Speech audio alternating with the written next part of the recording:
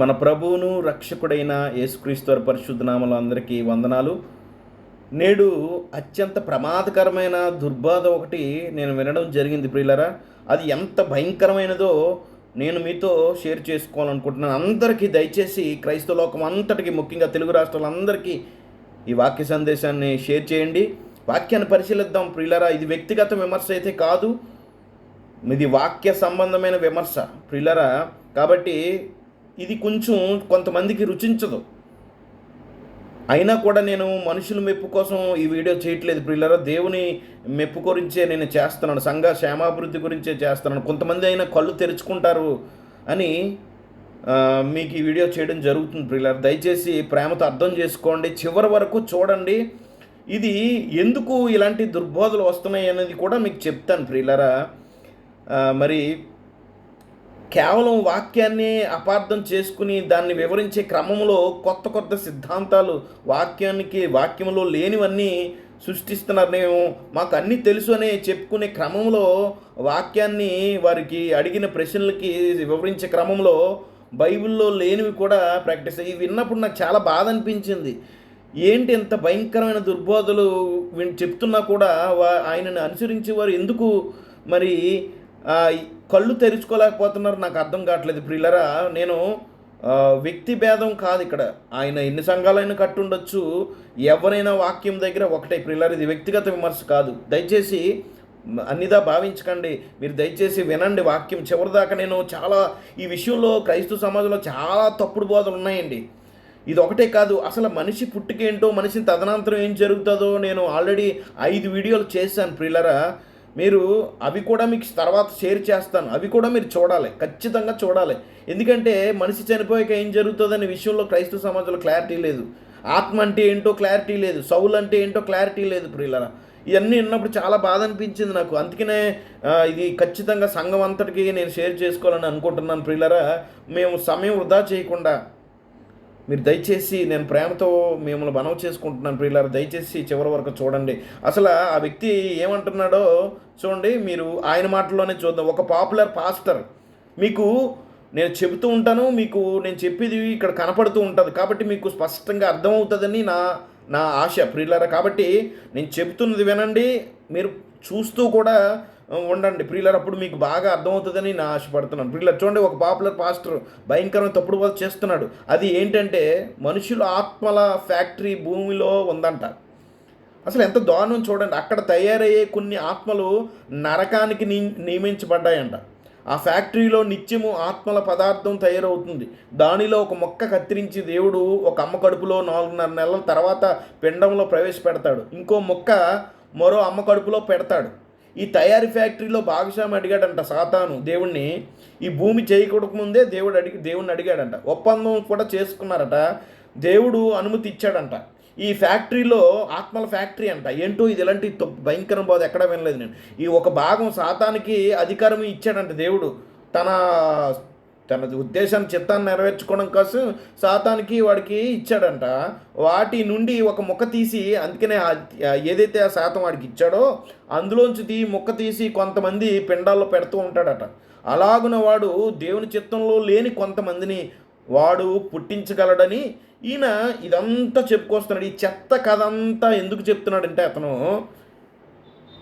కలిగే ప్రతి గర్భము దేవుని చిత్తమైతే రేపు, మరి ఈ పదం జాగ్రత్తగా నన్ను క్షమించాలి, గర్భం రాకూడదు కదా, అక్రమ సంబంధంతో గర్భం రాకూడదు కదా, ఎందుకు వస్తుంది అని అడుగుతున్నాడు ప్రియులారా.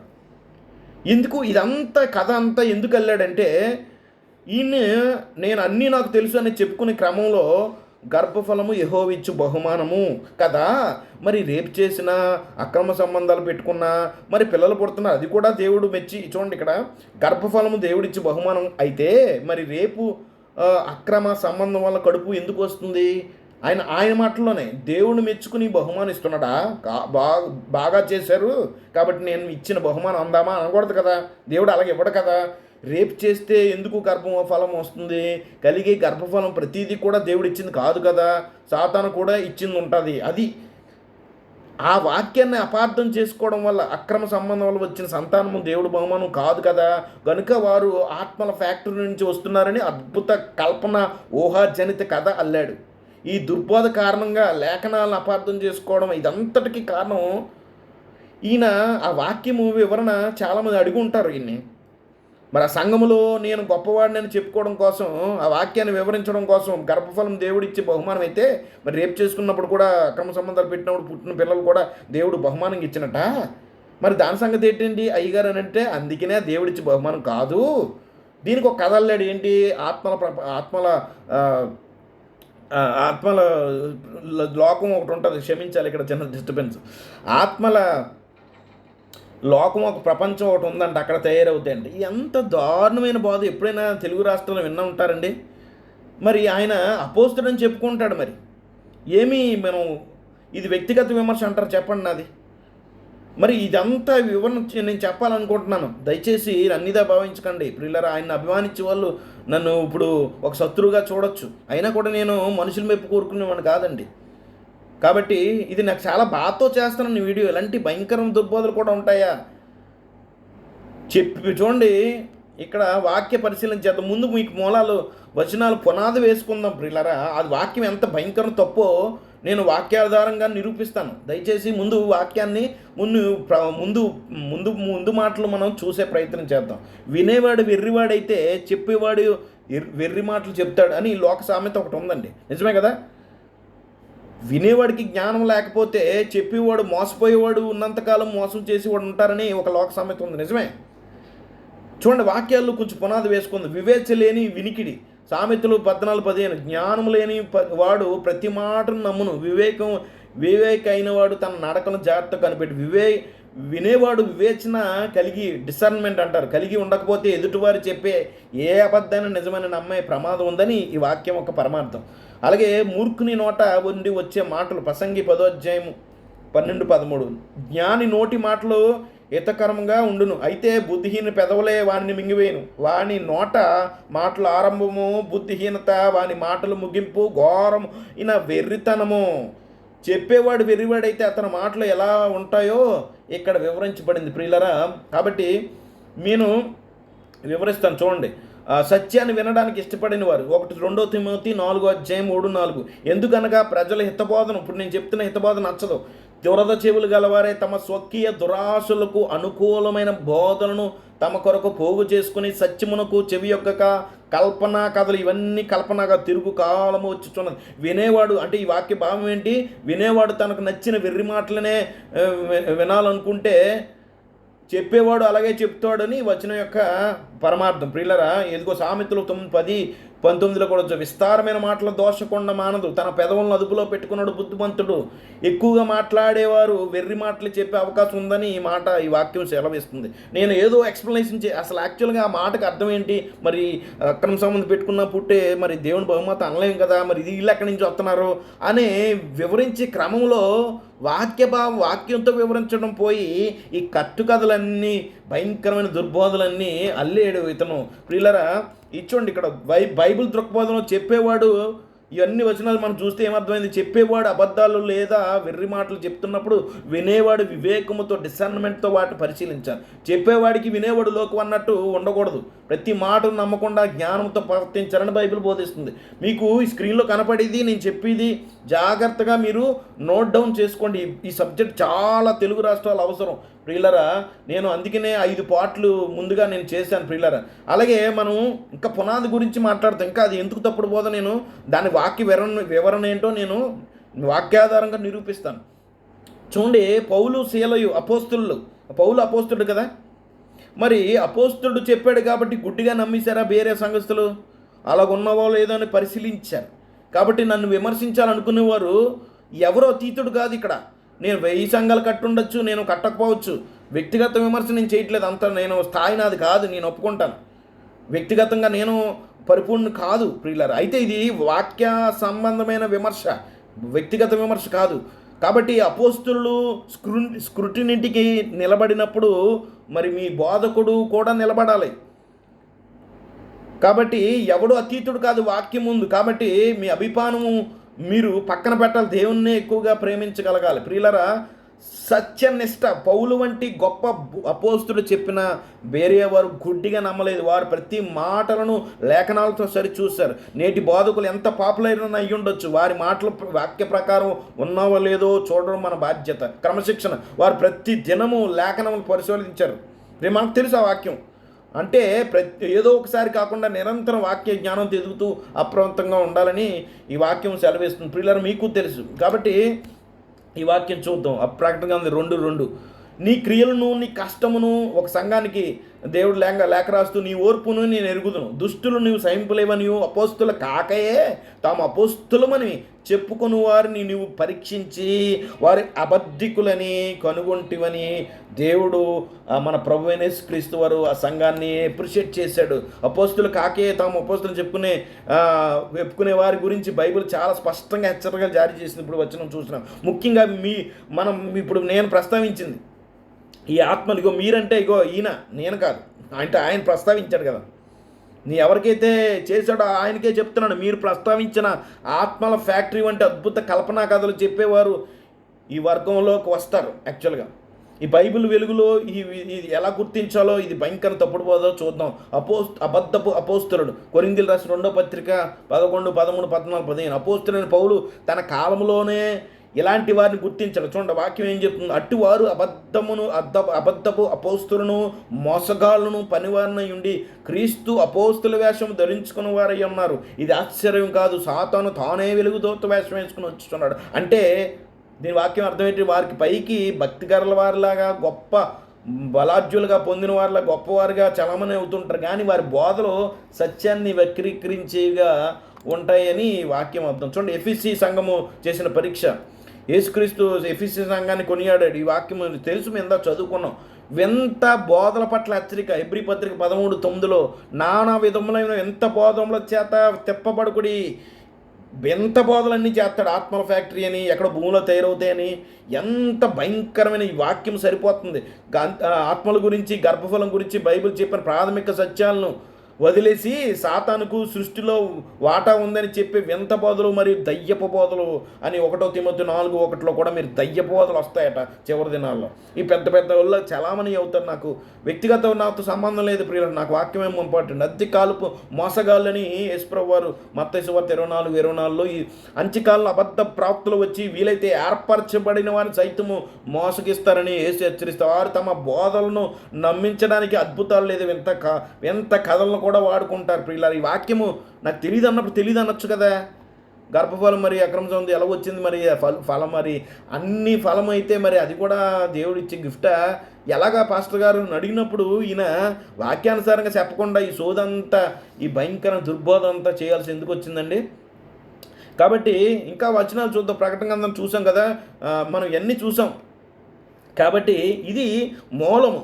మీకు వాక్యాన్ని ముందు పెట్టాను ప్రియులారా. ఇది ఎందుకు దుర్బోధో, నేను అసలు వాక్యం ఎలాగా అపార్థం చేసుకున్నారో, అసలు వాక్యం ఒక పరమార్థం ఏంటో, మరి అక్రమ సంబంధం వల్ల పుట్టేవారి బహుమానం అనొచ్చా లేదా ఏంటి అని దాని వివరణ చాలామంది క్రైస్తవ లోకానికి అపోహ ఉంది. ఈ రోజుతో తెలిసిపోతుంది, చివరి వరకు చూడండి. కాబట్టి ఇదంతా పునాది వేసుకున్న తర్వాత నేను ఇప్పుడు మీతో సత్యమేదో చెప్పాలనుకున్నా. అప్పుడు సత్యమేదో తెలిస్తే డూప్లికేట్ ఏదో తెలుస్తుంది కదండి. ముందు అందుకే మీకు సత్యం చెప్పాలనుకుంటున్నాను. అసలు మనిషి పుట్టుకేంటి, మనిషి తదనంతరం ఆత్మ అంటే ఏంటి, మన సౌలు అంటే ఏంటి, అవి ఆల్రెడీ నా 5 వీడియోలు చేశాను, మీకు కూడా షేర్ ఆల్రెడీ చేశాను మీకు. దయచేసి అవి కూడా మీరు తర్వాత ఈ వీడియో విన్న తర్వాత అవి కూడా స్పష్టంగా మీకు తెలియాలంటే మనిషి పుట్టుక తదనంతరం ఏం జరుగుతుంది అనే విషయాలు చాలా వివరంగా నేను 5 వీడియోలో చెప్పడం జరిగింది. కాబట్టి మీకు క్లుప్తంగా చెప్పే ప్రయత్నం చేస్తాను. అసలు మనిషి పుట్టుకేంటి, ఆత్మ అంటే ఏంటో అవన్నీ తెలిస్తే ఈ ఆత్మల ఫ్యాక్టరీ భాగవతం అంతా మనం వాక్యపు వెలుగులో బయట పెట్టవచ్చు ప్రియులారా. మనిషి పుట్టిక మళ్ళీ మరణం చూడండి, సింపుల్గా చెప్పేస్తాం. ఇది అవుట్లైన్ మాత్రమే ప్రియులారా, అవుట్లైన్ అంటారు. మనిషి పుట్టిక మరి మరణం తర్వాత స్థితి. సింపుల్గా బైబిల్ స్పష్టంగా మనిషి పుట్టిక ఏంటో, మనిషి మరణం తర్వాత స్థితి ఏంటో చెబుతుంది. మనిషి మరణించాక ఏం జరుగుతుందో తెలియాలి అంటే మనిషి పుట్టిక అర్థం కావాలి. దేవుడు జీవం లేని మట్టి నుండి ఆదామును చేసి నిర్జీవంగా ఉన్న ఆదాములో జీవవాయువు రువాహ్ అనే పదం, అక్కడ షమేష్ అనే పదం వాడి ఆత్మ లేదా ఊపిరి లేదా లైఫ్ గివింగ్ ఫోర్స్ను ఓదగా నరుడు జీవాత్మ జీవించే వ్యక్తి అయ్యాడు. జీవాత్మ ఏంటంటే ఇట్స్ ఎ లివింగ్ సోల్. దేవుడు ఇదివరకే స్పృహలో ఉన్న ఉనికిలో ఆత్మగా ఉన్న ఆదామును తీసుకొచ్చి ఆదాములో పెట్టలేదు. మీరు గమనించండి, దేవుడు ఆదామును చేసినప్పుడు ఆత్మల ఫ్యాక్టరీలో తీసుకొచ్చే ఆత్మల ఫ్యాక్టరీలో తయారైన ఆదాము అనే ఉనికిలో ఉన్న వ్యక్తిని తీసుకొచ్చి మట్టిలోనికి పెట్టలేదు. అలాగనలేదు. జీవవాయు ఊదాడు, లైఫ్ గివింగ్ ఫోర్స్, అది దేవుడిచ్చేది, దేవుడి దగ్గర ఉంటుంది. కాబట్టి అది ఊదినప్పుడు జీవించే వ్యక్తి అయ్యాడు, ముందు జీవించే వ్యక్తి కాదు. ఇది తెలియాలి, ప్రాథమిక సత్యం తెలియాలి.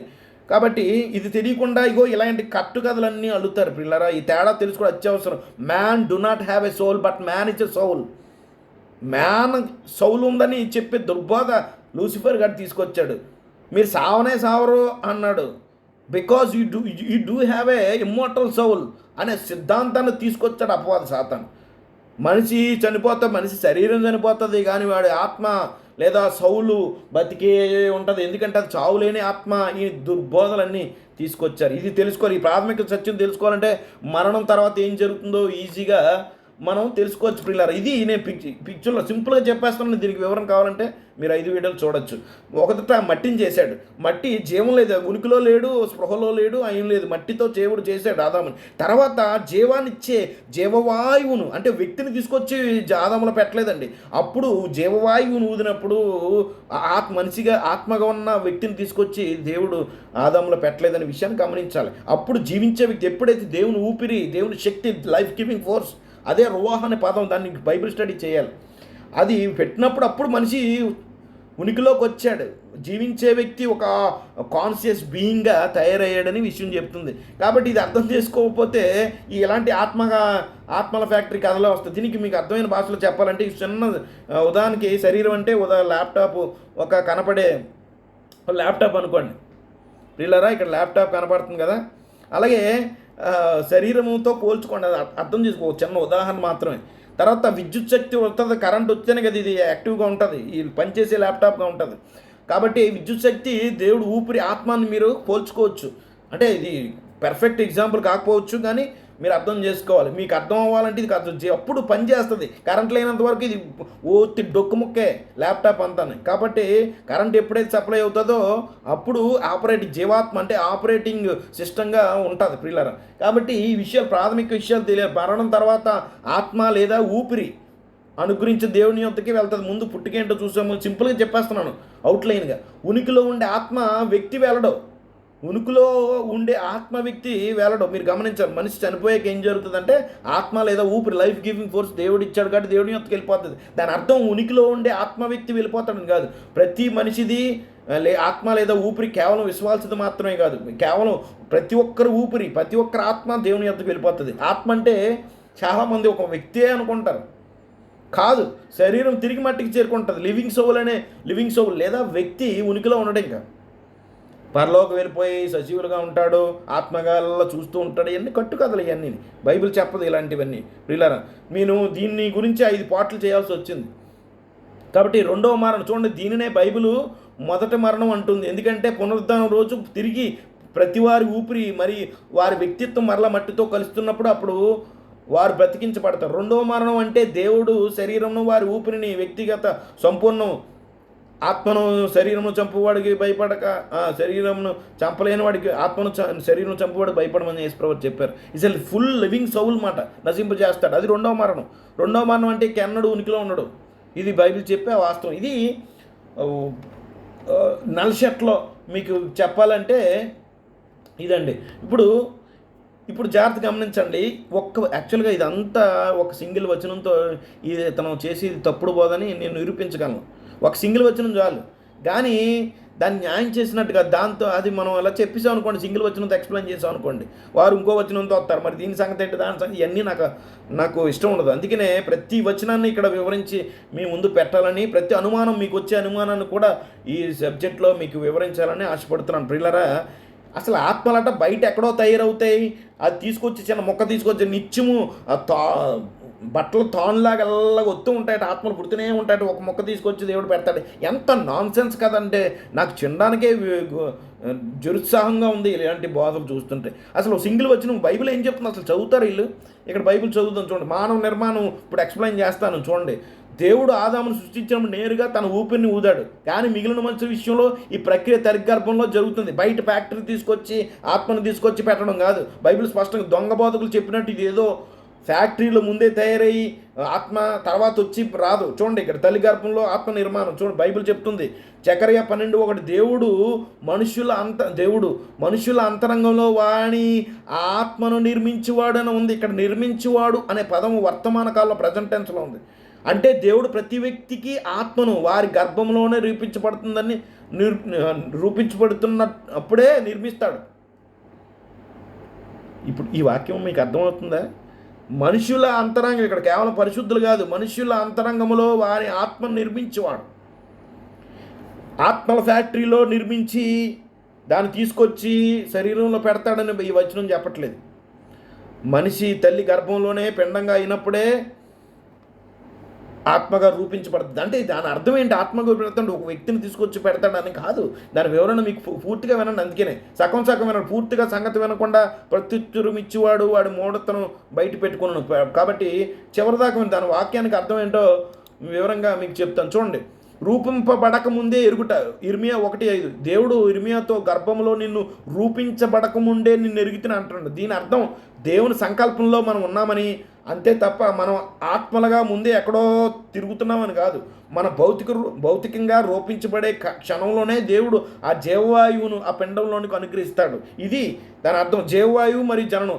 ఆదాముకి ఎలాగైతే నేల మట్టి ప్లస్ జీవవాయువు కలిసి జీవాత్మ అయిందో నేడు కూడా అదే సూత్రం వర్తిస్తుంది. శరీరం తల్లిదండ్రుల ద్వారా వచ్చే సృష్టి నియమము, బయలాజికల్ ప్రాసెస్. ఆత్మ ఊపిరి అంటే దేవుడు ప్రతి పిండంలో నిర్మించే జీవశక్తి. ఈ రెండు కలిపినప్పుడే ఒక వ్యక్తి ఉనికిలోకి వస్తాడు. మీరు గమనించాలి. ఇప్పుడు దీనికి పూర్తిగా ఎక్స్ప్లెనేషన్ ఉంటుంది, చివరిదాకా వినండి, మీ డౌట్లన్నీ తీరిపోతాయి. అబద్ధ బోధకులు సమాధానం చూడండి, మీకే సమాధానం. ఆత్మ ముందే ఉనికిలో ఉంది, దానిని తీసుకొచ్చి శరీరంలో పెట్టాడు అని చెప్పేవారు బైబిల్ చెప్పి నిర్మించుట అనే పదాన్ని విలువ లేకుండా చేస్తున్నారు. నిజంగా మీరు విలువ లేకుండా చేస్తారు. ఎందుకంటే ముందే తయారై ఉంటే అది నిర్మించడం అవ్వదు, బదిలీ చేయడం, ట్రాన్స్ఫరింగ్ అంటారు. మీకు అర్థమవుతుందా? బయట ఎక్కడో నిర్మించి తీసుకొచ్చి పెట్టడం కాదు. ఈ జకర్యా 12:1 చెప్తుంది. కానీ బైబిల్ దేవుడు ప్రతి వ్యక్తిని ఒక అద్భుతమైన కొత్త సృష్టిగా తల్లి గర్భంలో డిజైన్ చేశాడని 139, 139, 13 నుంచి, అంటే దేవుడే రేపు అది దాని గురించి వివరిస్తాను, మీరు తొందరపడకండి. దేవుడే నిర్మించాడంటే మరి దేవుడే ఈ అక్రమ సంబంధంలో పుట్టినప్పుడు నిర్మించాడా? దేవుడు బహుమానం ఇచ్చాడా? మరి అప్పుడే డౌట్లు అడగండి. అందుకనే చివరిదాకా వీడియో చూడండి. ఆదాముకు నేరుగా ఊదిన దేవుడు మిగిలిన మనుషులకు తల్లి గర్భంలోనే ఆ రువాహ లేదా జీవవాయువును ప్రసాదించి వారిని సంపూర్ణ వ్యక్తులుగా తీర్చిదిద్ది. ఇది ప్రతి గర్భం విషయంలో దేవుడు ఏర్పాటు చేసిన అత్యంత సంక్లిష్టమైన మరియు పవిత్రమైన ప్రక్రియ. దీనిలో సాతానికి ఎటువంటి సంబంధము లేదు. మీరు గమనించాలి ప్రియులారా. చూడండి, ముందుకు వెళ్దాం. ఇక్కడ వచనాలు కూడా చూద్దాం. అందుకనే మనిషిని వ్యక్తిని తీసుకొచ్చి పెట్టరు. Contemporary English version, good news translation, అనువాదాలు మీరు జాగ్రత్తగా ఒరిజినల్ ఇంటెంట్ ఏంటో స్పష్టంగా చెప్తుంది. చూడండి, ఇక్కడ బ్రెత్ అంటే gave breath in the mother's womb అని ఇక్కడ రాయబడింది. సిఈవి చూడండి, మీరు చదవండి. ఇక్కడ బ్రెత్ అనే అంటే మనం పీల్చే గాలి లేదా జీవశక్తి. ఒక వస్తువును తయారు చేసి లోపల పెట్టడం వేరు, ఒక ప్రాణానికి శ్వాసనివ్వడం వేరు. దేవుడు ఆకాశాన్ని పరిచినట్లుగా భూమికి పునాది వేసినట్టుగా మనిషికి శ్వాసనిచ్చాడు. ఇది ఒక శక్తి, వ్యక్తి కాదు. మీరు గమనించాలి. చూడండి, చూడండి, గేవ్ లైఫ్ టు మ్యాన్ అని ఇక్కడ ఈ ట్రాన్స్లేషన్ ఉంది. ఏ ట్రాన్స్లేషన్లో? గుడ్ న్యూస్ ట్రాన్స్లేషన్లో మీరు గమనించి గేవ్ లైఫ్ టు మ్యాన్ అని ఉంది. ఈ ఫార్మ్డ్ ద స్పిరిట్ అని ఏదైతే నేను ఏం చెప్తాను అంటే ఫార్మ్డ్ ద స్పిరిట్ అని ఏదైతే ఉందో, సింపుల్గా వేరే ట్రాన్స్లేషన్ మనకు అర్థమైన భాషలో గివింగ్ లైఫ్ టు మ్యాన్ అని ఉంది. అంటే మనిషిని బతికించడం అని అర్థం. ఒక బొమ్మలో బ్యాటరీ వేస్తే అది ఎలా పనిచేస్తుందో మట్టి శరీరంలో దేవుడు తన శక్తిని ఉంచినప్పుడు ఆ శరీరము జీవం పోసుకుంటుంది. ఆ జీవాన్నే బైబిల్ జీవాత్మ సౌలు అని అంటుంది. దొంగ బాధల వాదన ఎందుకు తప్పండి? చూడండి, ఇప్పుడు మీకు ఈ అనువాదంలో ఎక్కడ created a spirit person in a factory and inserted him అని లేదు. ఎక్కడో ఆత్మల ఫ్యాక్టరీలో తయారు చేసి ఆత్మను వ్యక్తిని తీసుకొచ్చి శరీరంలో పెడతాడు ఒక పిండంగా అయినప్పుడు అని బైబిల్లో లేదండి. లేదు, నిర్మించుట నింపుట, ఈ రెండింటికి తేడా తెలియదు. జకర్యా 12:1 హిబ్రూ పదం ఎట్సార్, నిర్మించుట ఆ, నిర్మించడానికి ఉపయోగించబడింది. కుమ్మరి మట్టితో కొండను ఎలా రూపిస్తాడో దేవుడు మనిషిని అంతరంగంలో ఆత్మను లేదా ఊపిరిని అలా రూపిస్తాడు. ముందే తయారైన ఉన్న దానిని తీసుకొచ్చి పెట్టడాన్ని రూపించడం అనరు.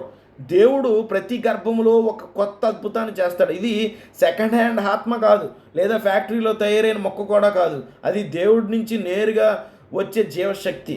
కాబట్టి మరి ఇవన్నీ ఇవన్నీ మనం చూద్దాం పిల్లలు, అప్పుడు కంగారు పడకండి. సత్యాన్ని వక్రీకరించేవారు ఎప్పుడు లేఖనాల్లో లోతైన పదాలు అంటే స్పిరిట్ గురించి, ఆత్మ గురించి, సౌలు గురించి క్రైస్తవ సమాజంలో క్లారిటీ లేదు. కాబట్టి వారి క్లారిటీ లేదు కాబట్టి క్యాష్ చేసుకుని ఇలాంటి కొత్త సిద్ధాంతాలన్నీ, పనికిమాల సిద్ధాంతాలన్నీ తీసుకొస్తారు. తీసుకుని వాటికి రంగులు పూసి అద్భుత కల్పనా కథలు మారుస్తారు. కానీ మీరు చూపించారు, నేను చూపించాను కాంటెంపరీ ఇంగ్లీష్ అనువాదాలకు ముసుగులను తొలగించి దేవుడు మనిషిని కేవలం జీవాత్మను ఇచ్చాడని తెలుస్తారు. మనిషి మరణించినప్పుడు దేవుడు ఇచ్చిన లైఫ్ బ్రెత్ తిరిగి దేవుని యొద్దకు వెళ్తుందని బైబిల్ ప్రసంగి 12 ఉంది. అంటే ఆత్మ తాను అనుగ్రహించి దేవుని యొద్దకు వెళ్తుందని ఉన్నది కదా. ఆత్మ ఎక్కడికి వెళ్తుందండి? పాతాళంలో, షియోలోకి వెళ్తావు. ఆత్మ దేవుడు అనుగ్రహించి దేవుని యొద్దకు వెళ్తుందంటే ఆత్మ అంటే ఏంటి? ఊపిరి, జీవశక్తి దేవుని దగ్గరికి వెళ్ళిపోతుంది అంతే తప్ప వ్యక్తి వెళ్ళి కూర్చోడు అక్కడ ప్రియులారా. కాబట్టి ఈ ప్రాసెస్ అంతా మీకు అర్థం కావాలి. జకర్యా 12:1 మనుషుల అంతరంగంలో వారి ఆత్మ నిర్మించేవాడని చెప్తున్నదిగా వాటికి మీరు అర్థం చేసుకోవాలి. ఇప్పుడు ఎలా తయారవుతుంది చూడండి. వచనం జకర్యా 12 స్పష్టంగా దేవుడు మనిషి గర్భంలోనే చేస్తాడు, తల్లి గర్భంలో చేస్తాడు, బయట నుంచి ఎక్కడో ఫ్యాక్టరీలో తీసుకొచ్చి చేయడు పిల్లలు. ఈ మినిమము తెలియాలి. ఈ వాక్యం మాత్రం తెలియకుండా ఈ భయంకర తప్పుడు బోధలో చూడండి. ఆత్మల ఫ్యాక్టరీ భయంకర తప్పుడు బోధ ఎందుకు తప్పుడు బోధో మీకు మెల్లగా వివరిస్తాను. మన ఈ వాక్యానికి అర్థం ఏంటి? బహుమానం దేవుడిచ్చి బహుమానం అయితే మరి ఈ అక్రమ సంబంధాలు వచ్చిన పిల్లలను కూడా బహుమానం అనొచ్చా అనే ప్రశ్నలకి ఇప్పుడు మీకు సమాధానం చెప్తాను. చివరి దాకా వినండి దయచేసి. ఆత్మల ఫ్యాక్టరీ మరియు సాతానికి వాటా అనే సిద్ధాంతం పూర్తిగా అశాస్త్రీయమైనది మరియు బైబిల్ విరుద్ధమైనది ప్రియులారా. ఇది నాస్టిసిజం అంటారు. జ్ఞానవాదం అని అప్పటి నుంచి గ్రీకులు నుంచి ఉండేది. వంటి పాతకాలపు తప్పుడు సిద్ధాంతాలకు పోలి ఉంది ఇది. యాక్చువల్గా నాస్టిసిజం బోధలు ఇవన్నీ ప్రియులారా బైబిల్లో లేవు. ఎక్కడుంది ఆత్మల ఫ్యాక్టరీ బయట తయారవుతాయి వస్తాయని? వచ్చిన ఏం చెప్తుంది జకర్యా 12:1?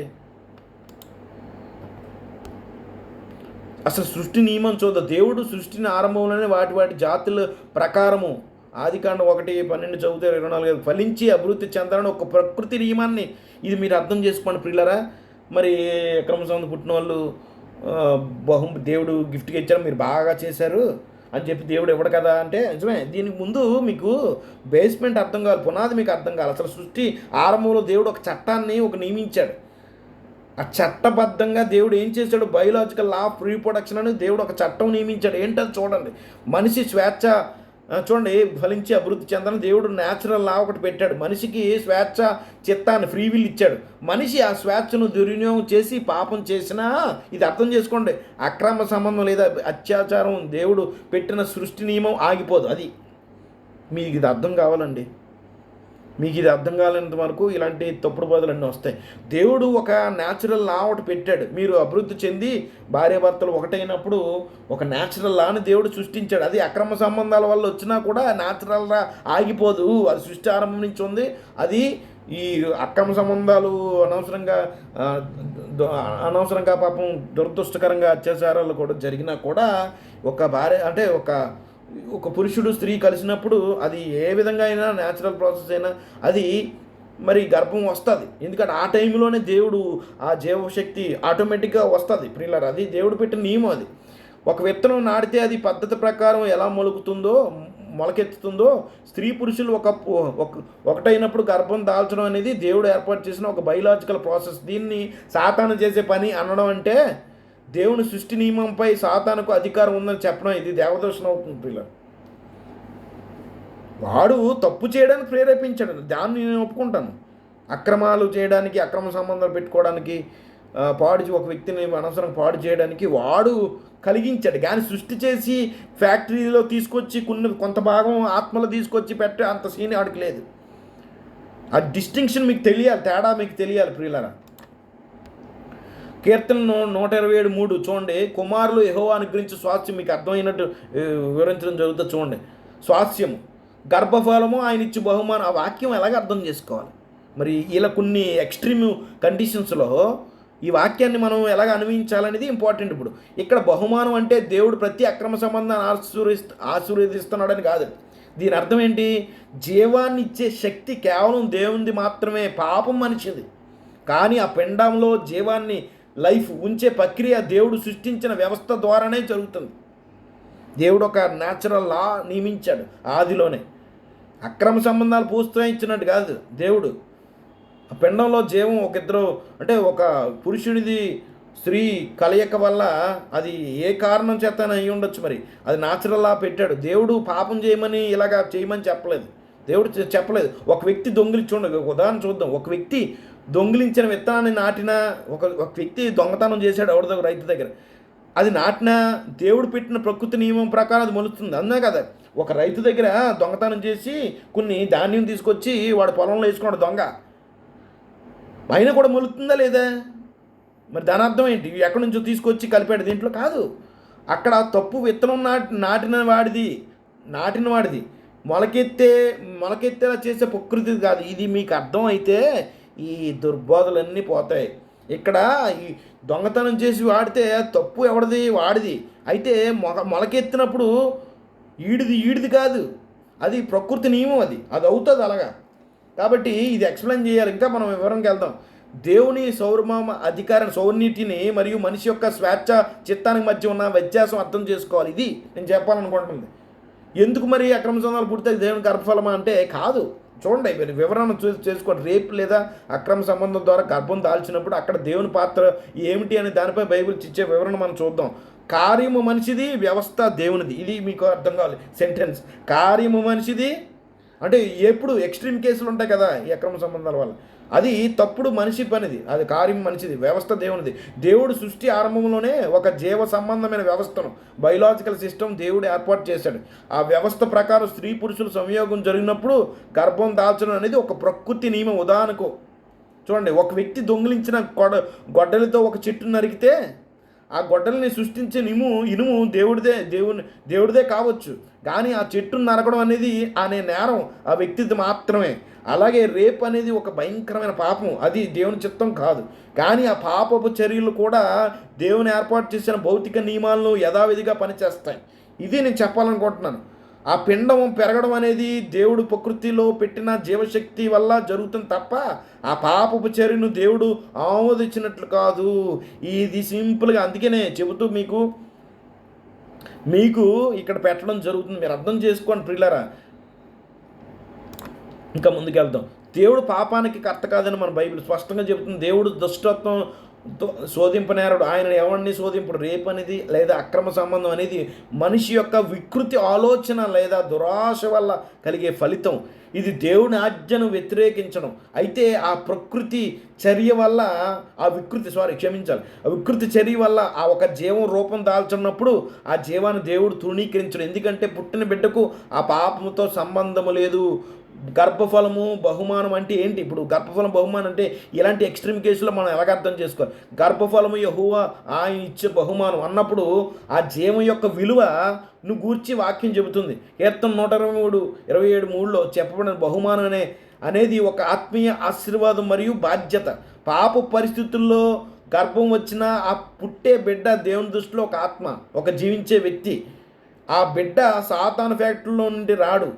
మనిషి చేసిన పాపానికి కూడా దేవుడు తన కృపతో ఒక జీవాన్నిగా మార్చగలడు. రిడమ్షన్.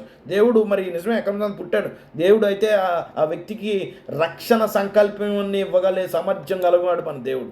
పిల్లరా, ఈ విషయాన్ని గమనించాలి.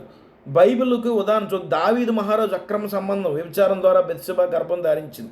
ఆ బిడ్డ చనిపోయాడు. ఆ బిడ్డ ఎందుకు చనిపోయాడంటే మరి తప్పు ఆ బిడ్డ చేయలేదు కదా అని మీరు అడగొచ్చు. ఎస్, బిడ్డ తప్పు చేయలేదు. అయితే దావీదు ఒక దేవునికి ప్రతినిధిగా ఉన్నాడు. ఆ బిడ్డ తప్పు చేసిందని చనిపోవడం కాదు, ఇతనికి శిక్ష, అది పనిష్మెంట్ అంతే తప్ప బిడ్డకి పనిష్మెంట్ కాదు. అది తర్వాత మనం చూద్దాం. కాబట్టి చూడండి, వ్యభిచారం పుట్టిన చనిపోయాడు. అయితే ఆ చర్య ఘోరమైన పాపమని దేవుడు శిక్షించాడు. మీకు తెలుసు, ఆ బిడ్డ చనిపోతాడు. దేవుడు పశ్చాత్తాపడ్డాడు. దేవుడు ఆ దావీదును క్షమిస్తాడు. కానీ అదే బెత్షెబాకు తర్వాత పుట్టిన సొలొమోన్ను దేవుడు ప్రేమించి ఇజ్రాయేల్ రాజుగా చేశాడు. పరిస్థితి అక్రమైనది కావచ్చు, కానీ పుట్టిన వ్యక్తి దేవుని సృష్టియే. ఆ వ్యక్తికి దేవుడు ఒక ఉద్దేశాన్ని కలిగి ఉంటాడు. రేపు లేదా అక్రమ సంబంధం ద్వారా గర్భం రావడాన్ని దేవుడు ప్లాన్ చేసి చేయించాడు అనకూడదు. అది మనిషి చేసిన పాపం. కానీ ఆ పాప పరిస్థితుల్లో కూడా జీవం పుట్టేలా చేసే సృష్టి నియమం దేవునిది. అది నేను చెప్పను, దేవుడు కలిగించాడు అనట్లేదు. ఆ దేవుడు ఆ సృష్టి నియమం న్యాచురల్ లా అని ఒకటి నియమించాడు. ఆ న్యాచురల్ లా అది తన పని తను చేసుకుంటూ పోతుంది. కాబట్టి దేవుడే ప్రోత్సహించి చేశాడని అనకూడదు ప్రియులారా. మనిషి పాపం ఉంది, జీవం దేవునిది. ఆ జీవం ఆ ప్రక్రియ పెట్టింది దేవుడు, ఆదిలో పెట్టాడు. కాబట్టి ఆ వ్యత్యాసము మనం గమనించాలి.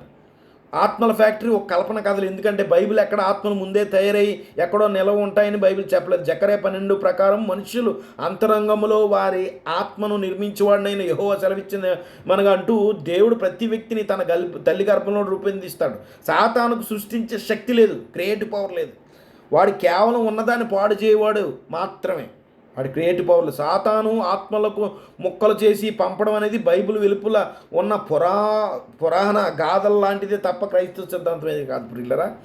ఇంకా ముందుకెళ్దాం. చూడండి, జకర్యా 12:1 కీర్తనలు వచనాలు దేవుని సృజనాత్మక శక్తిని వివరిస్తున్నాయి, కానీ అవి మనిషి చేసే పాపానికి దేవుడికి బాధ్యత చేయవు. చూడండి, ఇక్కడ వ్యత్యాసం, కాంట్రడిక్షన్ అంటే రెండింటికి పోలికలు మీరు గమనించండి. కార్యము, క్రియ.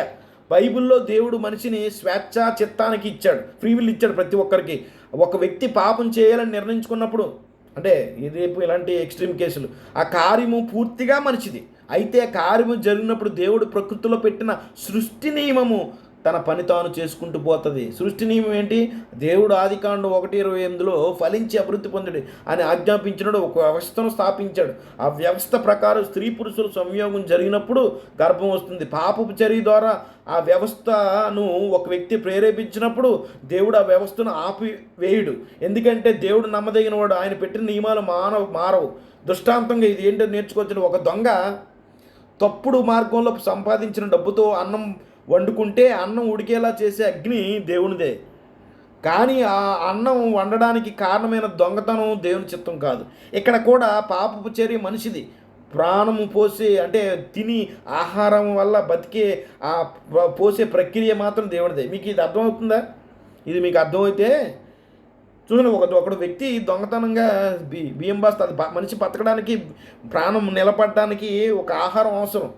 ఆహారం వాడు దొంగతనం చేసి తీసుకోవచ్చు. దేవుడు ఆ దొంగతనాన్ని ప్రోత్సహించి ఆమోదించినట్టు కాదు. అయితే వాడు ఎంత దొంగతనం తీసుకొచ్చినా అన్నం మరి ఉడికిపోతుంది. అగ్ని మనం మండించినప్పుడు అగ్ని మరి దేవుడు మండించే గుణం, ఆ అగ్ని మండించడం వల్ల కదా ఉడికి మనం తిని మనం జీవం కలిగిన వారుగా ఉండగలుగుతున్నాం. మరి ఇదంతా దేవుడు వీడు తప్పుడు పని జీవాన్ని ఇస్తున్నాడా దేవుడు? ఈ వాక్యం మీకు అర్థమవుతే ఈ ఉదాహరణలో మీరు ఎవడు మిమ్మల్ని మోసపోచ్చలేడు ప్రియులారా.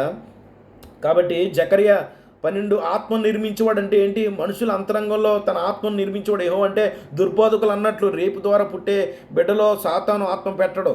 ఆ బిడ్డలో కూడా దేవుడే ఆత్మను నిర్మిస్తాడు. ఎందుకు?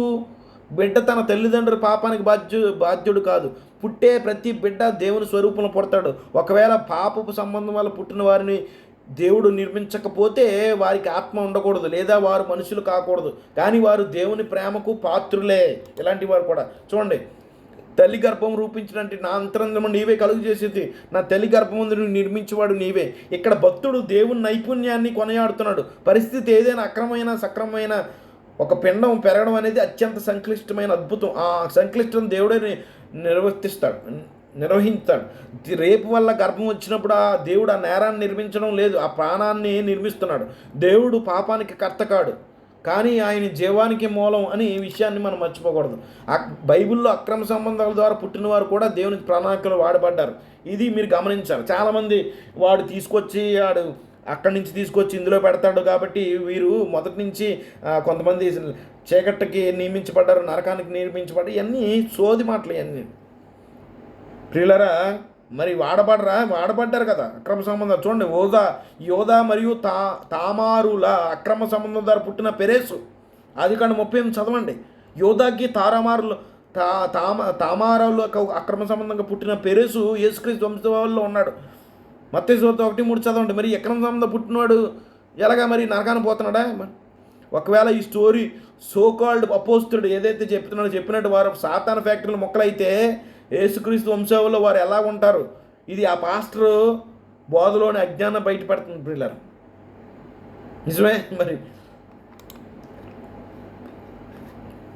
చూడండి, అవమానం నుండి ఆశీర్వాదం వైపు రేపు లేదా అక్రమ సంబంధం వల్ల పుట్టిన వారు అవమానం పడతారని మనం అనుకుంటాం, కానీ దేవుడు వారిని తృణీకరించడు. మనుషులు వారి అక్రమ సంతానం అని ముద్ర వేయవచ్చు, మనుషులు వేయొస్తారు, ఆడి పుట్టాడు ఈడి పుట్టాడు, కానీ దేవుని దృష్టిలో ప్రతి ఆత్మ విలువైందే. ఉదాహరణకి బైబిల్లో యోఫ్తా మీకు తెలుసు, అందరికీ తెలిసి కదా. ఒక వ్యక్తి వేశ్య కుమారుడు, అతడు సోదరులు ఒరే ఈడ పుట్టాడని ఎంత అవమానించి బయట పంపించారండి, ఇంటి నుంచి వెళ్ళగొట్టారు, కానీ దేవుడు అతను ఎన్నుకుని ఇజ్రాయేల్ గొప్ప న్యాయాధిపతిగా రక్షకుడిగా నిలబెట్టుకున్నారు. మనకు తెలుసా కథ అంతా పిల్లరా. కాబట్టి దేవుడు సాతాను సృష్టి కాదు, మరి సమస్తమును సమస్తమును ఆయన ద్వారా కలిగినదేది ఆయన లేకుండా కలగదు. సాతానుకు ఒక ఆత్మను కానీ జీవానికి కానీ సృష్టించే అధికారం లేదు. ఆత్మను ముందస్తు ఉనికి లేదండి. ఆత్మలు ఎక్కడో తయారై భూమి మీదకు వస్తాయనేది బైబిల్ బోధ కాదు. దేవుడు ప్రతి జీవిని తల్లి గర్భంలో సృష్టించి నియమం ప్రకారము రూపిస్తాడు. పాపము మరియు జీవం చూడండి, ఇది డిఫరెన్షియేషన్. అక్రమ సంబంధం అనేది నైతిక పాపము, కానీ జీవం పుట్టడం అనేది భౌతిక నియమం. రెండింటికి మధ్య డిఫరెన్స్ మీరు తెలియాలి. మనిషి చేసే పాపానికి దేవుని సృష్టికామానికి బాధ్యతను చేయకూడదు. ఇవన్నీ మీరు అర్థం చేసుకోవాలి. సాతాను జీవాన్ని లేదా ఆత్మను సృష్టించే శక్తి ఉందని బైబిల్లో ఎక్కడ ఉంది? ఎక్కడైనా ఉందా పిల్లరా? ఈ నా ప్రశ్నలు చూడండి. మరి అక్రమ సంతానానికి ఆత్మ సాతాను ఇస్తే అక్రమ సంబంధం వల్ల పుట్టిన పెరేసు ద్వారా మెస్సీ ఎలా వచ్చాడు చెప్పాలి. వీళ్ళు దుర్మార్గులు క్షమించాలి నన్ను. అంటే చాలా బాధ వస్తుందండి. ఏంటి ఎంత గుడ్డిగా నమ్మేస్తారో. మరి అక్రమ సంబంధం వల్ల ఈ చిన్న ఫ్యాక్టరీలో 10% తీసుకొచ్చి పెడితే పుట్టాడా పెరేసు? మరి ఆయన కొడుకు ఆయన సంతానంలోంచి యేసుప్రభువు ఎలాగొస్తాడు? సాతాను ఆత్మను సృష్టించగలిగితే వాడు దేవునితో సమానమైన సృష్టికర్త అవుతాడు. ఇది భయంకరమైన దేవదూషణ కాదా? మీకు ప్రశ్నలో ప్రియులరా, దేవుడు గర్భంలో నిర్మిస్తాడు అంటే అర్థం ఆయన పాపపు చర్యను ఆమోదిస్తున్నాడని కాదు. మనిషి తన పాపంతో దేవుడు పెట్టిన జీవ వ్యవస్థను దుర్వినియోగం చేస్తున్నాడని అర్థం. సింపుల్గా అది బయలాజికల్ ప్రాసెస్ పెట్టాడు. ఒక స్త్రీ పురుషుడు కలిసినప్పుడు గర్భం వస్తుందని దేవుడు ఒక బయలాజికల్ చట్టం రాజ్యాంగం ముందు చేశాడు. కానీ ఆడు అక్రమ సంబంధంగా వచ్చిన దేవుడు ఆమోదిస్తున్నాడని కాదు. వాడు నిజంగా దేవుడు పెట్టిన బయలాజికల్ వ్యవస్థని తప్పుడుగా వాడికి అనుకూలంగా వాడి దుర్వినియోగం చేశాడని అర్థం. మనిషి పాపాన్ని చేసినా దేవుడు ఆ ప్రాణాన్ని ఆత్మ కలిగిన వ్యక్తిగా మారుస్తాడు. సాతానుకు అక్కడ ఎటువంటి సృష్టి అధికారం లేదు. చెప్పేవాడు వెర్రివాడైతే వినేవాడు వివేకంతో ఉండాలి. సాతానుకు సృష్టిలో భాగస్వామ్యం ఇవ్వడం అంటే దేవుడి సోవెర్నిటీని తక్కువ చేయడమే పిల్లలు. మనిషి ఒక లివింగ్ సోల్ అనే ప్రాథమిక సత్యం తెలిస్తే ఇలాంటి కల్పనా కథలో తావు ఉండదు ప్రియులు. అసలు మీ ముందు చెప్పాను ఇంట్రడక్షన్లో, లివింగ్ సౌల్ అంటే ఏంటి? ఒక సౌలు తీసుకొచ్చి దేవుడు పెట్టలేదు, మనమే ఒక సౌలు, మనమే జీవించే ఒక వ్యక్తులమి. ఆల్రెడీ జీవించే వ్యక్తిని తీసుకొచ్చి మనలో పెట్టలేదు, మనమే దేవుడి జీవశక్తిని మనలో, మన శరీరంలో, మన మైండ్ మనకి కనెక్ట్ అయినప్పుడు మనం జీవించే సౌల్స్ అవుతామని బైబిల్ చెప్తుంది. అయితే ఇంత మీకు చెప్పిన తర్వాత మీకు ఒక డౌట్ రావచ్చు, ఇంకా చాలామందికి ఇంకో డౌట్లు ఉంటాయని. చాలామంది కావాలన్నా లోపల ఇంకో వ్యక్తి ఉంటాడు, మరి పౌలు ఇంకో చాలా ప్రశ్నలతో వస్తారు. వారి ప్రశ్నలతో రాకముందే నేను ప్రశ్న వేసుకుని మీకు ముందు పెడుతున్నాను. మరి అంతరంగ పురుషుడు అని ఉంది కదా, అంటే బాహ్య పురుషుడు ఒకడు ఉంటాడు, లోపల ఇంకో వ్యక్తి ఉంటాడు, బయట మామూలు వ్యక్తి ఉంటాడు, లోపల ఇంకో వ్యక్తి ఉంటాడు మనుషులో అని ఈ భయంకర తప్పుడు బోధ చేస్తారు. దానికి కూడా వివరించేద్దాం. అబద్ధ బోధకులు లేఖనాలను అపార్థం చేసుకోవడంలో ఇదొక మరొక ప్రధాన అంశం. అంతరంగ పురుషుడు అనే పదాన్ని పౌలు ఉపయోగించినాడు. దాని అర్థం శరీరంలో దాగి ఉన్న మరొక భౌతిక ఆత్మ వ్యక్తి అని కాదు. దీనిని వేరే సంఘస్థల వల్ల వాక్యంతో జాగ్రత్తగా పరిశీలి. అంతరంగ పురుషుడు అంటే ఏంటి అర్థం? పౌలు ఏమంటున్నాడంటే, మా బాహ్య పురుషుడు సృజించినను అంతరంగ పురుషుడు దినదినము నూతన పరచబడుతున్నాడు. బాహ్య పురుషుడు అంటే ఏంటి? ఇది మన భౌతిక శరీరము, ఇది వయసు రీత్యా కష్టాల వల్ల బలహీనం అవుతుంది. అంతరంగ పురుషుడు ఇది మన మనస్సు, ఇది సింపుల్గా బుద్ధి మరియు ఆత్మీయ స్థితి. ఒక వ్యక్తి విశ్వాసంలో ఎదుగుతున్నప్పుడు అతని ఆలోచనలు దేవుని పట్ల ఉన్న ప్రేమ బలపడతాయి. దీనినే పౌలు అంతరంగ పురుషుడు అన్నాడు. ఇది ఒక అవయవాలు ఉన్న వ్యక్తి కాదు, అది ఒక నైతిక మరియు ఆధ్యాత్మిక వ్యక్తిత్వం, క్యారెక్టర్ అండ్ స్పిరిచువల్ స్టేట్ గురించి చెప్తున్న మాటలు అంతే తప్ప వ్యక్తి లోపల ఇంకో వ్యక్తి కూర్చుంటాడని కాదు. అక్కడ మనసుతో కూడిన సేవ చూడండి. పౌలు అంతరంగ పురుషుని గురించి మరో చోట ఇలా అంటున్నాడు, అంతరంగ పురుషుని బట్టి దేవుని ధర్మశాస్త్రం నుండి ఆనందించున్నాడు. కానీ ఇక్కడ అంతరంగ పురుషుడు అంటే దేవుని వాక్యాన్ని ప్రేమించే మన మనస్సు అని అర్థం. మనం పాపం చేయకూడదని నిశ్చయించుకుని మన అంతరాత్మ ఇది శరీరం లోపల ఉండే మరొక గోష్ఠు లేదా పెర్సన్ కాదు. వ్యక్తి ఆత్మ వ్యక్తి, స్పిరిట్ పర్సన్ అని ఎందుకు అనకూడదు? దొంగ బోధకులు చెప్పినట్లు శరీరంలో ఒక వ్యక్తి ఉంటే మనిషి చనిపోయినప్పుడు ఆ వ్యక్తి బయటికి వచ్చి తిరగాలి కదా. కానీ బైబిల్ ఏం చెప్తుంది? ప్రసంగి 12:7 మన్ను వెనుపటి వలె మరలా భూమికి చేరిన ఆత్మ, ఊపిరి. ఆత్మ అంటే వ్యక్తి కాదు, అక్కడ దానిని ప్రసాదించిన దేవుని యొద్దకు మరలా వెళ్ళును. ఇక్కడ వెళ్ళేది దేవుడిచ్చిన దేవశక్తి మాత్రమే, స్పృహ కలిగి ఉన్న వ్యక్తి కాదు. చనిపోయిన వారు ఏమీ ఎరుగురని బైబిల్ స్పష్టంగా చెబుతుంది. ప్రసంగి 9:5 ఒకవేళ లోపల ఆత్మ వ్యక్తి ఉంటే ఆ వ్యక్తి అన్నీ తెలియాలి కదా. కానీ బైబిల్ ఏం చెప్తుంది? చనిపోయినోడికి ఏం తెలియదు అంటుంది. కానీ బైబిల్ దాన్ని నిద్రను పిలుస్తుంది. ఎందుకంటే వ్యక్తిగత ఉనికి అప్పుడు ఉండదు. వ్యక్తిగత ఉనికి ఉండదు, కాన్షియస్గా ఉండడు, ఆత్మగా కాన్షియస్గా ఉంటాడు అనేది బైబిల్ బోధ కాదు ప్రియులారా. కాబట్టి మీరు గమనించాలి, పౌలు పాత మనిషిని తీసివేసి కొత్త మనిషిని ధరించుకోమని చెబుతున్నాడు. ఇక్కడ మనిషి అంటే మన స్వభావం. దుర్బోధకులు చెప్పినట్లు లోపల ఒక మొక్కను తెచ్చి పెట్టడం కాదు. మన ఆలోచన విధానం మారడానికి పౌలు అంతరంగ పురుషుడు నూతన పరచబడడం అని పిలిచాడు. మీకు దుర్బోధకులకు ఒక ప్రశ్న, అంతరంగ పురుషుడు అంటే శరీరం ఉండే ఒక వ్యక్తి అయితే పౌలు దినదినము నూతన పరచబడుచున్నాడు అని ఎందుకు అన్నాడు? ఒక వ్యక్తి ప్రతిరోజు కొత్తగా ఎలా తయారవుతాడు? కేవలం మన స్వభావం, మన మనసు మాత్రమే ప్రతిరోజు వాక్యం ద్వారా కొత్తగా మారగలవు కదా. పురుషుడు చూడండి, అంతరంగ పురుషుడు అనేది ఒక ఆత్మీయ పరిభాష, మెటఫోర్ లాంగ్వేజ్. అది నిజంగా వ్యక్తి నిజంగా ఉన్నాడని కాదు, అది మన మనస్సాక్షిని, మన భక్తిని సూచించి తప్ప గర్భములో సాతాను వాటాతో తయారైన ఆత్మ వ్యక్తి కాదు. బైబిల్ సత్యం ఎప్పుడూ సరళంగా ఉంటుంది, నిజమే. God is not a author of confusion అని బైబిల్ చెప్తుంది. Is not an author of confusion. కానీ దుర్బోధకులు కొత్త కథలు లేరు ప్రియులారా. ఒక వ్యక్తి గర్భం వల్ల బహుమానం అంటే ఆ ప్రాణం యొక్క విలువను గురించి మాట్లాడుతున్నా బైబిల్ గ్రంథం. అంతేగాని దేవుడు ఆమోదించాడని కాదు. ప్రతి అక్రమ సంబంధాన్ని పుట్టిన ప్రతి పిల్లల్ని దేవుడు ఒక మంచిగా ఆమోదించే బాగా చేశాను గిఫ్ట్ ఇస్తానని కాదు. ఈ బయోలాజికల్ లా చట్టం తెలియాలి. ఆ ప్రాణం యొక్క విలువను గురించి వివరిస్తుంది బహుమానం అంటే. పిల్లరా, ఈ తేడా తెలుసుకోండి. ఈ వాక్యం అందరికీ షేర్ చేయండి. పిల్లరా, ఈ వీడియోతో పాటు ఇంకో 5 వీడియోలు నేను ఆత్మ అంటే మనిషి మరణాంతరం ఏం జరుగుతుంది, మనిషి పుట్టుక ఏంటి, మనిషి మరణాంతరం ఏం జరుగుతుంది అనే విషయాలు 5 పార్ట్స్ చేశాను. అవి కూడా మీకు షేర్ చేస్తాను. పిల్లరా, దయచేసి నన్ను విమర్శించాలనుకునేవారు ఈ వాక్యం పూర్తిగా విని నన్ను తప్పుంటే నన్ను సరిచేయండి, నేను సరి చేసుకుంటాను ప్రియులారా. కాబట్టి ఖచ్చితంగా ఇది దుర్బోధే ప్రియులారా. అది ఎంత అపోస్తుడైనా అతను అని చెప్పుకుంటున్నాడు. ఏ అపోస్తులు ఇలాంటి దొంగ బాధలు చేయరు కదా. బైబిల్లో లేని ఆత్మల ఫ్యాక్టరీ ఎక్కడ ఉంది బైబిల్లో? నువ్వు ఊహాజనితమైన కథలు ఎందుకు అల్లుతున్నారు? జకరియా 12:1 ఉంది, దేవుడు బయట ఫ్యాక్టరీలో ఎక్కడో తయారు చేసి ఆత్మను తీసుకొచ్చి మనిషి తల్లి గర్భంలో పెడతాడని బైబిల్ చెప్తుందండి. ఎంత వాక్య విరుద్ధమైన బోధలు చూడండి. డైరెక్ట్ రెఫరెన్స్ ఉంది జకరియా 12:1. దేవుడు తల్లి గర్భంలో ప్రాణాన్ని నిర్మిస్తాడని, ఆ బయలాజికల్ ప్రాసెస్ దేవుడు పెట్టిన చట్టం ఆ ప్రకారం జరుగుతుందని బైబిల్ చెప్తుంటే నువ్వు ఎక్కడో ఆత్మలు తయారవుతుంటాయి. ఎంత చెత్త కథ అంతా అల్లుతున్నారు. మళ్ళీ ఒక్కొక్కడికి రోషం వస్తుంది. ఎందుకు వస్తుంది రోషం? మీకు దేవుని పట్ల మేలు చేసి స్నేహితుడు మాయం చేస్తాడని బైబిల్ చెప్తుంది. ఇలాంటి దుర్బోధనని అంటగట్టాలి ప్రియులారా. అపోస్తులను పేరు పెట్టుకున్న ప్రతి ఒక్కడు అపోస్తులు అయిపోరు. 1000 సంఘాలు కట్టొచ్చు, ఏమైనా కట్టొచ్చు. బైబిల్ ఏం చెప్తుంది?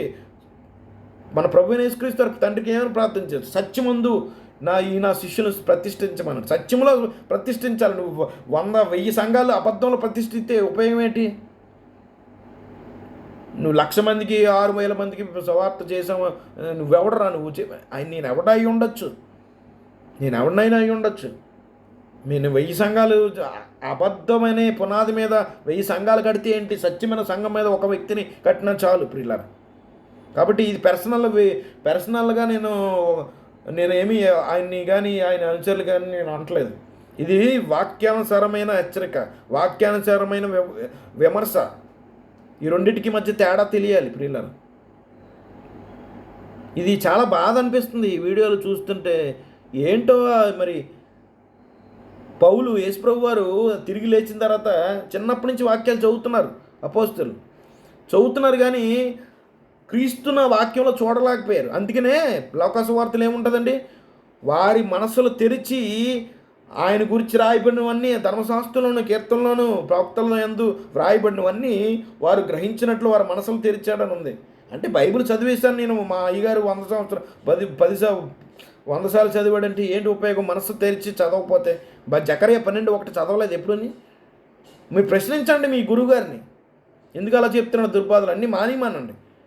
ప్రతి ఒక్కడు మారు మనసు పొందాలని దేవుడి చిత్తం పిల్లలు. ఆయన కూడా మారాలి, ఆయన తప్పుడు బోధలు మార్చుకోవాలి పిల్లలు. అల్టిమేట్గా ఎవరు ద్వేషం కాదు పాయింట్, ప్రతి ఒక్కరూ మారాలి, ప్రతి ఒక్కరూ మారు మనసు పొందే రక్షణ పొందాలి. ఒక దేవుని పిల్లలుగా మనం అలా కోరుకోలేదు, ఒకటి నాశనాన్ని కోరుకోకూడదు, తప్పది పిల్లలు. నేనేమో అలా కోరుకోవట్లేదు. ఆయన తన తప్పును తెలుసుకుని ఆ వాక్యాన్ని వెనక్కి తీసుకోవాలి, ఆ వీడియో డిలీట్ చేసేయాలి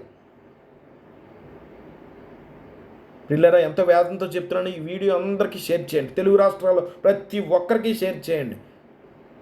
మనలందరినీ, ముఖ్యంగా ఆయన వెంబడిస్తున్న ప్రతి ఒక్కరిని దేవుడు సర్వసత్యం, దేవుడైన యెహోవా సర్వసత్యంలో మనందరినీ, ముఖ్యంగా వారి అనుచరుల్ని సర్వసత్యంలో నడిపించును గాక. ఆమేన్.